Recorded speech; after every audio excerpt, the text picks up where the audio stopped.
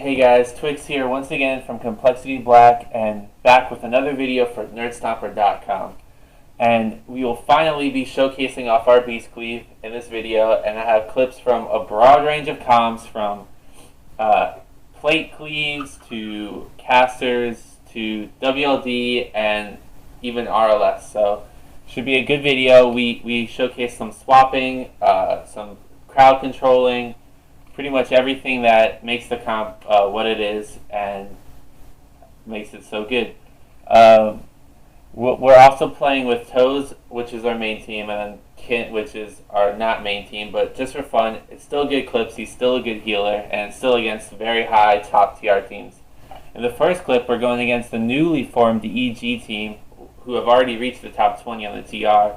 So it's a really good clip. I actually paused it a few times in the clip so I can really explain in depth what is happening and how to play against a really good RLS such as EG.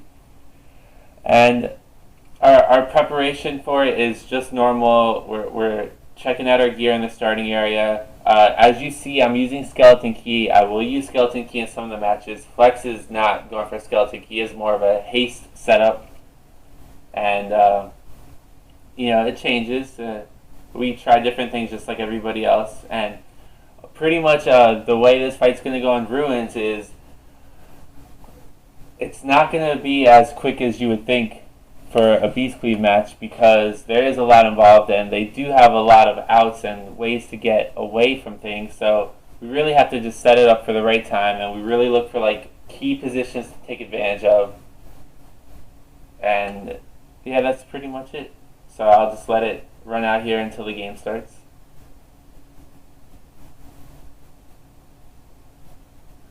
And here we go. So we know it's EG now, and we're gonna start lock here, but we're really just waiting for the rogue to open up. So, and then there we go. Wooman opens up, and it's a quick swap to the rogue. You see the Hodge goes instantly with the aim shot, and I put all my cooldowns into the rogue, and you see his health dropping so fast.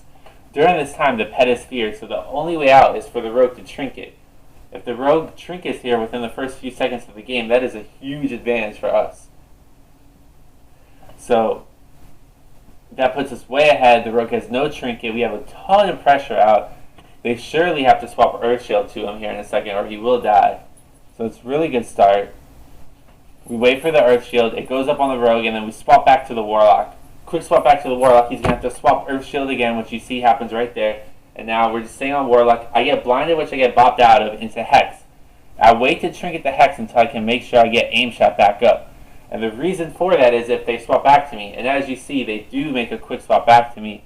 I get cheap shotted right there into a kidney while they're trying to dot me up here for a lot of pressure. I have Skeleton Key on, so I'm going to use it right now while we stay on the Warlock here. And I have full dots, so there's nothing much more the Warlock can do to me. My main emphasis now is to get away from this rogue, because with full dots up and a rogue on you, you're pretty much going to die. So we make a quick swap back to the rogue. Hodge is up here right again, so we know it's going to be a pretty strong swap, and we know he trinketed the first one, so this one he's going to have to sit in. The Shaman's going to have to spend a lot of time to heal him and keep him up. So back to the rogue here. He is dropping really quick. He has to use a defensive advantage there to get away. Once again, plays into our favor as we go back to the Warlock. They swap Earth Shield back to the Warlock here, and our main goal is the Shaman had to trinket the first Hex. So now we're just waiting it out till the second Hex, staying on the Warlock. Right here, I stun the UA so they can't make a quick swap back to Flex, and Flex hexes the Shaman at the same time. This is the perfect position to go for a kill, and we realize that. So pretty much from here on out, we're going to stick on this Warlock until he dies, as it is our one opportunity to get a kill this game. So we stay on the Zale. I get BM to come back up. I pop it, get over the tomb. Just make sure I keep MS up, make sure he's in kill shot range, and then go for that kill shot right there. And that's pretty much how that game goes. Once again, against RLS, there is many different ways Beastcleave can play it, and this is just one of the ways. There are a lot of different ways the game can take place, and different kills that can happen. They can kill your paladin, you, or your shaman, but you can also kill their rogue, warlock, or their shaman. So, it can happen many different ways.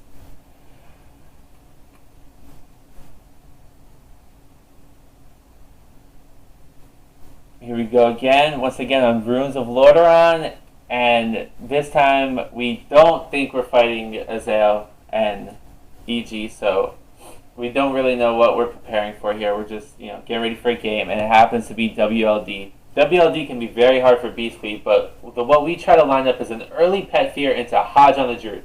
I know that Hodge is coming, so I pre-start aiming my freezing arrow, so I don't have to aim it while he's Hodge. This is big for many reasons, because if the Druid trinkets the Hodge, there's still a chance I catch him with the freezing arrow, and I want to make sure I get the freezing arrow off before the warrior disarms me, because warriors pretty much will just charge the disarm if their Druid is Hodge to try to save them. So I get the freezing arrow off before the disarm, but now I am disarmed, and he did trinket the Hodge into the trap. So now we have a full trap. I'm just waiting for the disarm to go off so I can start doing some damage here. And I'm just staying on the Warlock. Use deterrence for Blaze Storm, which is always a good thing to do, because it is their big cooldown to put out pressure.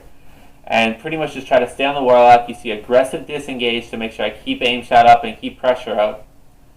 And we're way ahead here because the Druid had to sit in that full trap from the beginning, so he was behind on hots the whole time. So once again, just keeping the pressure on the Warlock, and we knew we were going to get a kill. The way the game started for us was really good there, and it's also something you guys should look for against like locked Druid combinations with fearing the pet, hodging the healer, trapping the healer. It's very good and very effective. I'm going to cut this game short though, because these guys really try hard to pull off a 2v3, and it's just something no one really wants to see. So, and back here once again on Ruins, which I guess is becoming a theme of this video, and it is also one of our favorite maps as Beastcleave. It is a very good map to play on, and you have many position advantages you can take advantage of against certain comps you normally might not do as well against. And we have RMP, which seems like a lot of people are running nowadays after watching Loaded Black once again play. So we're going to go for the Priest here and just keep the pressure up. We get a really good start. He goes for an MD and has to pain suppression instantly.